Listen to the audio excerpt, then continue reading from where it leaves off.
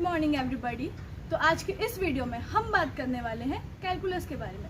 Calculus एक ऐसा topic है जो आप सब ने कभी ना कभी या तो फिजिक्स में या तो मैथ्स में पढ़ा ही होगा। चलिए देखते हैं। तो अब हम इस कैलकुलस के बारे में बात क्या करने वाले हैं, जब हम सब ने पढ़ रखा है, फार्मूलाज याद कर रखे हैं और हमने कभी ना कभी इसके क्वेश्चंस भी लगा रखे हैं। तो इस वीडियो में क्या बात करेंगे? इस वीडियो में हम ये देखने वाले हैं कि किस तरीके से कैलकुलस, जो कि एक छोटा सा टॉपिक हमको नज़र आता है। फॉर एग्जाम्पल, जब मैं अपने टाइम पे पढ़ती थी तो मेरे टीचर का ये कहना था कि mathematics is the language of physics. Mathematics जो है वो फिज़िक्स को सीखने का, समझने का और आगे बढ़ाने का एक ज़रिया होता है, एक भाषा होती है उसकी। तो कैलकुलस ने ऐसा क्या रोल प्ले किया कि अगर ये नहीं होता तो हम कभी भी फिज़िक्स में इतना आगे नहीं बढ़ पाते जितना हम अभी बढ़। जब भी हम कैलकुलस के बारे में बात करते हैं तो हमारे माइंड में सिर्फ दो चीज़ आती है, डिफरेंशियल कैलकुलस, इंटीग्रल कैलकुलस। जब मैं अपने टाइम पर पढ़ती थी तो मेरे टीचर ने इंटीग्रल कैलकुलस को मुझे इस तरीके से बताया था, बेटा इंटीग्रेशन का मतलब होता है चीज़ों को जोड़ना। और मेरे माइंड में एक छोटा सा क्वेश्चन ये आया था कि 1 2 3 4 5 6 मैं तो ऐसे ही जोड़ देती हूँ, मैं क्यों इतने फार्मूलाज याद करूँ, ग्राफ्स याद करूँ, चीज़ें रटूँ करूँ, मैं क्यों करूँ ये चीज़। तो इसका एक सिंपल सा और बेसिक सा आंसर ये था कि जब हम नॉर्मली 1 2 3 4 काउंटिंग को ऐड करते हैं तो वो हम इंडिविजुअल करते हैं, ना कि किसी के रिस्पेक्ट में करते होते हैं। फॉर एग्जाम्पल, अब ये विद रिस्पेक्ट टू का इतना बड़ा रोल क्यों रहा है कैलकुलस में, इसमें छोटे से एग्जाम्पल से हम समझ सकते हैं। जब भी हमने कोई ग्राफ बनाया, for example y axis and x axis, y axis में हमने रखा डिपेंडेंट वेरिएबल, एक्स एक्सिस पे हमने रखा इंडिपेंडेंट वेरिएबल को। तो ये दोनों में ऐसा क्या डिफरेंस हुआ कि जब हमने वो ग्राफ को बनाया और उसके ग्राफ के अंदर का जो शेडेड पोर्शन आया उसको हमने इंटीग्रेशन बोल दिया, और जब उस ग्राफ का हमने कोई स्लोप निकाला उसको dy/dx बोला, उसको डिफरेंशिएशन बोल दिया। इनके कुछ फार्मूलाज थे जो कि शायद रिसर्च करके आए हैं। तो ऐसा क्या डिफरेंस हुआ नॉर्मल सबमिशन में, नॉर्मली डिवाइड कर देने में किसी भी दो डिजिट को, और कैलकुलस में करने में ये चीज़ों को। तो इसका सबसे बड़ा रोल प्ले किया इस word with respect to. With respect to का मतलब होता है कि y एक ऐसा वेरिएबल है जो x किसी इंडिपेंडेंट वेरिएबल पर डिपेंड कर रहा है। For example, y is equal to x, y is equal to x square plus 2x प्लस सी समथिंग, कुछ भी मैंने ले लिया। y is equal to x cube plus b x square plus c x plus d. तो y का change होने का जो तरीका है, जो जरिया है, जो मेथड है, या तो जो वे है, जो पाथ ऑफ अप्रोच है उसका, जो लोकस ऑफ ऑल पॉइंट्स है, वो इस चीज़ पे डिपेंड करता है कि x किस तरीके से चेंज हो रहा है। अब कहानी में ट्विस्ट यहाँ आया कि जब x को हमने थोड़ा भी चेंज किया, पर x को जब हमने थोड़ा सा भी चेंज किया तो y का चेंज जो है वो किसी एक तरीके से दिखा। अगर हमने x को किसी थोड़ा और चेंज किया तो y का वेरिएशन दूसरे तरीके से दिखा। अब इस वेरिएशन को हम देखेंगे कैसे।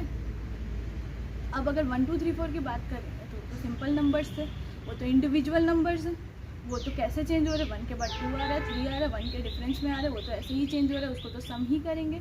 बट y जब x पर डिपेंड किया, जब हमने ग्राफ बनाया, हमने y का चेंज देखा, और जब हमने इसको ऐड करके समेशन निकालने की कोशिश की, तो हर मोमेंट में जब x चेंज हो रहा था तो y का चेंज किसी और तरीके से, अगले मोमेंट में जब x चेंज हुआ तो y का चेंज किसी और तरीके से था। तो अब दिमाग में ये चीज़ आई कि इस चीज़ को कैसे सॉल्व किया जाए। जब हर मोमेंट में तुम्हारा चेंज ही अलग है तो तुम्हारा समेशन एक कांस्टेंट चेंज के बेसिस पे कैसे निकाल दें। तो इस चीज़ का सॉल्यूशन इस तरीके से निकाला गया कि जब हमने y वर्सेस x का ग्राफ प्लॉट किया, ग्राफ प्लॉट करना बहुत आसान है, आपको इक्वेशन पता है, आप x की कोई भी वैल्यू डालें, उसी कॉरेस्पॉन्डिंग आपको y की कोई भी वैल्यू मिलेगी, आप डालते जाइए, छोटे छोटे चेंजेस करते जाइए, वैल्यू में डालिए, आपको एक ग्राफ तो मिलेगा। पर क्या हम हर बार यही करते रहेंगे? कोई भी एक इक्वेशन मिली, उसको सम निकालना है, हमको कोई path of trajectory find out करनी है, या किसी भी चीज़ का हमको समेशन निकालना है, हमको ग्राफ के अंदर का एरिया निकालना है, तो क्या हम हर वक्त यही करते रहेंगे? नहीं। इस चीज़ को देखने के लिए उन्होंने क्या किया, y का चेंज निकाला x के रिस्पेक्ट में बहुत छोटे एलिमेंट के लिए, जिसका नाम रखा गया dx। dx एक बहुत छोटा एलिमेंट था जिसके रिस्पेक्ट में हमने y का चेंज निकाला। उस dx के रिस्पेक्ट में जब हम बहुत सारे dx को मिलाते गए, फॉर एग्जाम्पल एक छोटा सा dx लिया, किसी भी एक y पॉइंट पे, मान लीजिए y डैश पॉइंट पे एक छोटा सा dx लिया, तो वो एक छोटी सी पट्टी बन गई। अब वो चेंज इतना छोटा था कि उतना ही और छोटा लेंगे तो काइंड ऑफ एक एरिया फाइंड आउट होने लगेगा। ऐसे छोटे छोटे छोटे छोटे बहुत सारे एलिमेंट्स को लेते लेते लेते लेते जब हमने पूरे ग्राफ को डिफाइन किया, सपोजिंगली हम डिफाइन कर रहे हैं x = 1 से लेकर 2 तक, मान लीजिए यही है मेरा डेफिनेट इंटीग्रल का लिमिट है ये। हमने छोटे छोटे छोटे छोटे बहुत सारे पॉइंट्स में ये चीज़ डिफाइन की और वहाँ पे एक ग्राफ प्लॉट किया। जब ये चीज़ हर ग्राफ के लिए किया गया तो हर इक्वेशन का एक फॉर्मूला आया। जैसे कि आपने देखा होगा कि integration of ln x, integration of 1/x होता है ln x, integration of x² होता है x³ 3। ऐसे एलिमेंट्स को ऐड करने से एक पतली पट्टी थी, उसमें मैंने एक और पतली पट्टी ऐड की, एक और की, और कोई भी एक डेफिनेट 1 से, मान लीजिए x = 1 से लेकर x = 2 तक, कोई भी 2 डेफिनेट टर्म्स के बीच में मैंने उस ग्राफ को एक पतली पतली पतली पतली बहुत सारी पट्टियाँ लेके उसको डिफाइन कर दिया, उसको सम कर दिया, उसको ऐड कर दिया। तो बहुत सारी छोटी छोटी छोटी छोटी जब हम पतली पतली पट्टियों को ऐड करेंगे तो क्या मिलेगा? काइंड ऑफ एक ग्राफ मिलेगा, एक शेडेड पोर्शन मिलेगा, एक y, एक डिपेंडेंट वेरिएबल, इंडिपेंडेंट वेरिएबल, इसके बीच में कोई ग्राफ प्लॉटेड है, उसमें हमने दो एलिमेंट्स डिफाइन कर दिए, बहुत सारे छोटे छोटे एलिमेंट्स को एडिट किया, 2 डेफिनेट टर्म्स के बीच में, 2 डेफिनेट x की वैल्यूज़ के बीच में हमको एक ग्राफ मिला। ये जो ग्राफ मिला इसी को हमने नाम दे दिया इंटीग्रेशन। यही है इंटीग्रेशन, यही होगा वो सम जो हमें मिलेगा, y का summation of y with respect to x from x = some point to x = another point। यही हुआ हमारा इंटीग्रेशन, इस तरीके से हमने डिफाइन किया। अब सिमिलरली अब अगर हम निकालना चाहते हैं रेट ऑफ चेंज कि अगर y x के रिस्पेक्ट में, y एक डिपेंडेंट वेरिएबल है, x अगर इंडिपेंडेंट वेरिएबल है और y अगर x के रिस्पेक्ट में चेंज हो रहा है तो कितना हो रहा है, कैसे हो रहा है, क्या हमेशा सेम गति से चेंज हो रहा है, क्या उसकी जर्नी बदल रही है?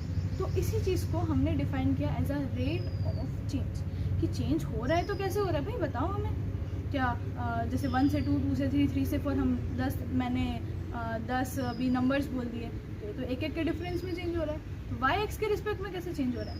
अब हमारे पास एक ग्राफ था, मान लेते हैं, ठीक है, ये वाई था, ये एक्स था और कोई भी एक अच्छा सा ग्राफ था। अब ग्राफ कोई ऐसे कंटिन्यूएशन में तो था नहीं, ऐसा हो सकता है, ऐसा हो सकता है, ग्राफ जैसे चाहे हो सकता है।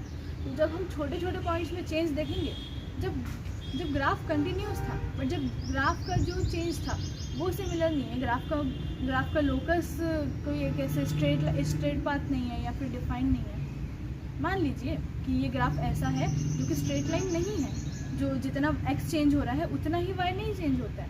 x अलग रेट से चेंज हो रहा है, x अगर इतना चेंज हुआ तो सपोजिंगली y इतना हो जा रहा है, x अगर बहुत छोटा चेंज हुआ तो y शायद थोड़ा बड़ा चेंज ला रहा है, और हर मोमेंट में y के चेंज होने का जो तरीका है वो बदल रहा है। अब इसको कैसे डिफाइन करोगे? इसको कैसे सिमिलरली डिवाइड कर देंगे? नहीं करेंगे ना।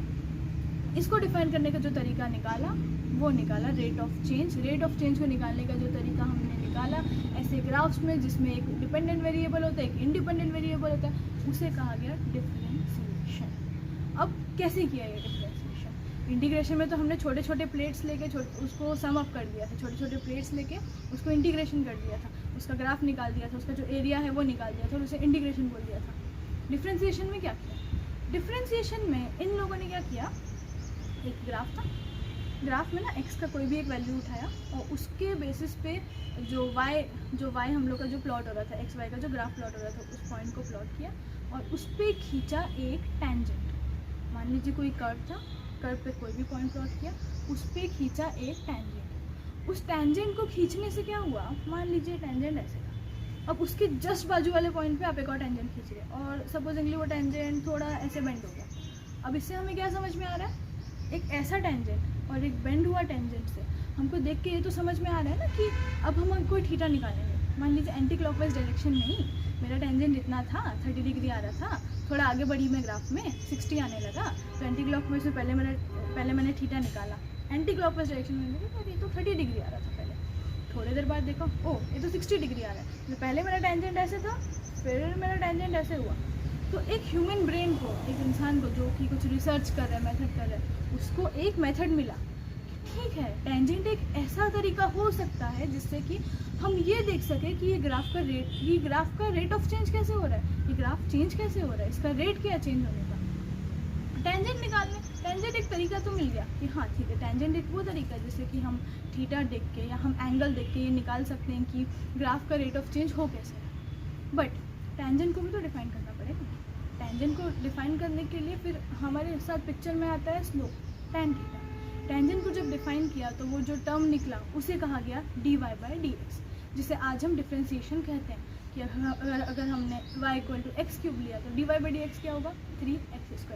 अब जब ये मेथड आ गया तो अब निकालिए अब हर पॉइंट पे मैंने y = x³ का ग्राफ प्लॉट किया हुआ है, ठीक है। तो अब हम अगर dy/dx निकालने आएंगे तो ठीक है, हमारे पास फार्मूलाज है, हमारे पास मेथड्स है कि हम कैसे रेट ऑफ चेंज निकाल सकते हैं। dy/dx = 3x² होगा। अब आप रखिए x = 1 रखिए, 2 रखिए, 0.001 रखिए, आपको जिस पॉइंट में निकालना है आप रेट ऑफ चेंज उस चीज़ से निकाल सकते हैं।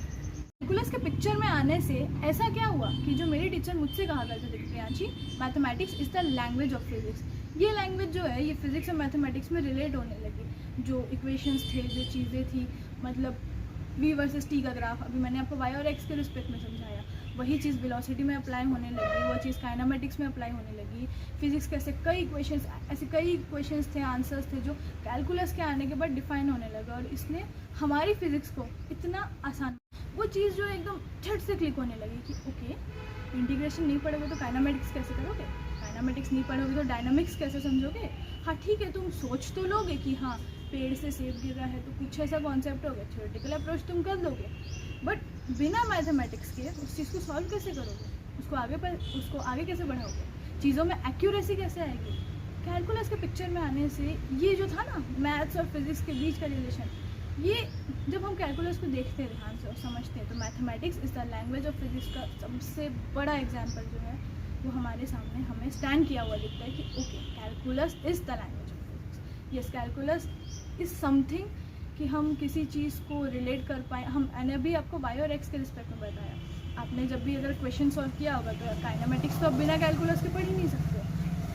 सपोजिंगली ऐसे बहुत सारे क्वेश्चंस होते हैं जिसमें कि हमें करना पड़ता है, हमें एक डिपेंडेंसी करनी पड़ती है। अगर आप किसी भी चीज़ की, अगर आपको ग्राफ बनाना है तो ग्राफ बनाने के लिए calculus is a must thing.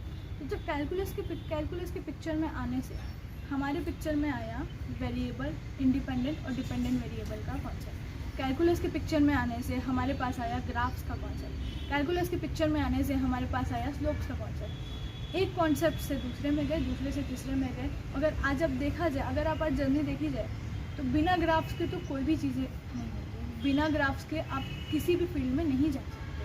और कैलकुलस एक बहुत मेजर रोल प्ले करता है साइंस के हर एक फील्ड में, हर मेथड में, कि आपको कोई भी चीज़ डिफाइन करनी है, आपको ग्राफ्स निकालना है, आपको चीज़ें करनी है, तो कैलकुलस ने एक बहुत मेजर रोल प्ले किया है हमारी साइंस के कॉन्ट्रीब्यूशन में और इस टर्म को डिफाइन करने में, that mathematics is the language of physics.